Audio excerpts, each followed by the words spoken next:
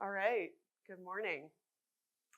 If you are completely and totally satisfied with your life, would not change a single thing, then this talk is probably not for you. So feel free to get up and leave or zone out on your phone.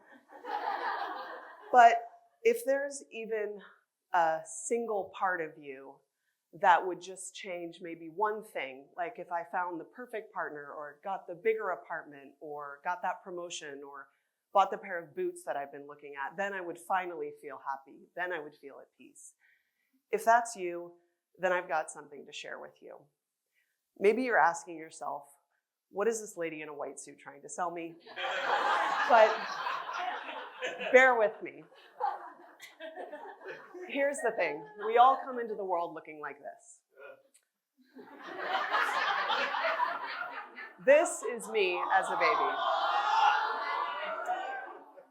But then we grow up and no one really gives us a handbook on how to find happiness or inner peace.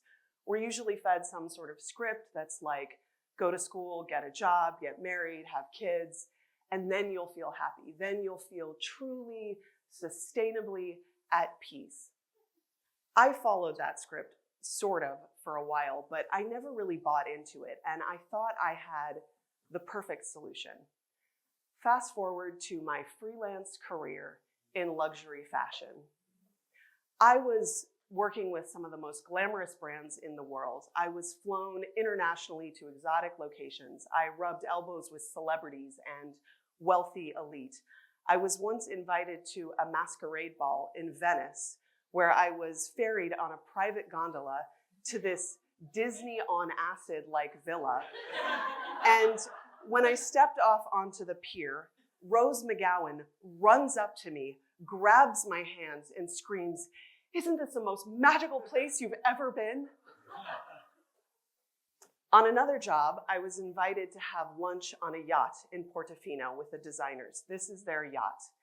It was wallpapered in floor-to-ceiling eel skin.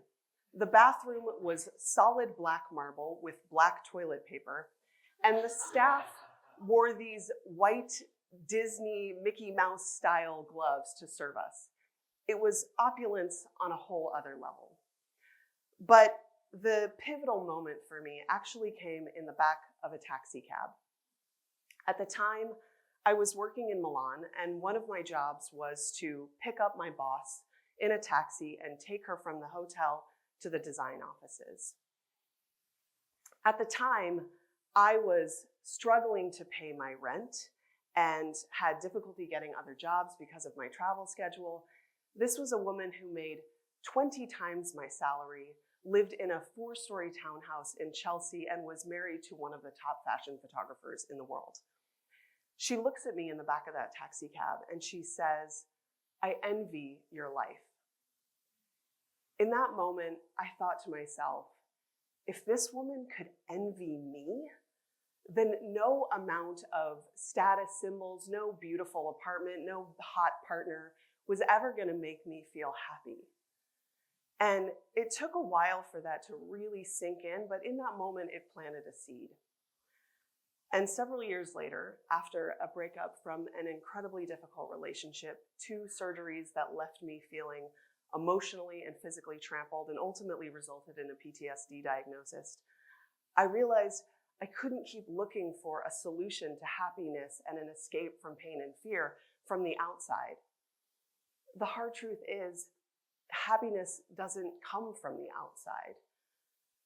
The reality is, when you chase after happiness or you run from fear, it's like rearranging the deck chairs on the Titanic while ignoring the glacier that is your mind. No one is coming to save you. I'm sorry to break it to you. Not the perfect partner, not a therapist, not even a winning lottery ticket. The only person who can truly, ultimately take care of you is you. So how do we do that? How do we do that in a way that's sustainable? Meditation is not a magic pill. It's also not an escape from reality.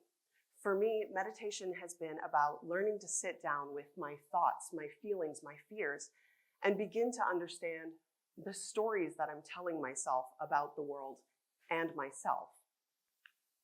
Meditation is a tool for working with your reality. It's like running your subconscious through a laundry cycle of compassion and potential. Science actually backs this. Meditation has been shown to rewire your brain. It has been proven to reduce symptoms of depression and anxiety. It also increases your feelings of compassion and connection. But beyond the science, meditation is a tool for working with how we relate to discomfort and beauty. Here's the takeaway. All of reality is run through the filter of your unique mind. Change your mind and you change your world. Because when you sit down to meditate, you're not just training your mind, you're learning how to love yourself on the deepest possible level. Because loving yourself is not just a feeling, it's an approach, a practice, it's your job. Because you're born with one human, you, and it's your job to take care of that human, no one else's. So I'll leave you with this. You don't need to catch a flight to Venice or lunch on a yacht or buy your way into happiness. You just need to start with yourself, sit down, meditate, and find the inner peace that's been within you all along. Thank you.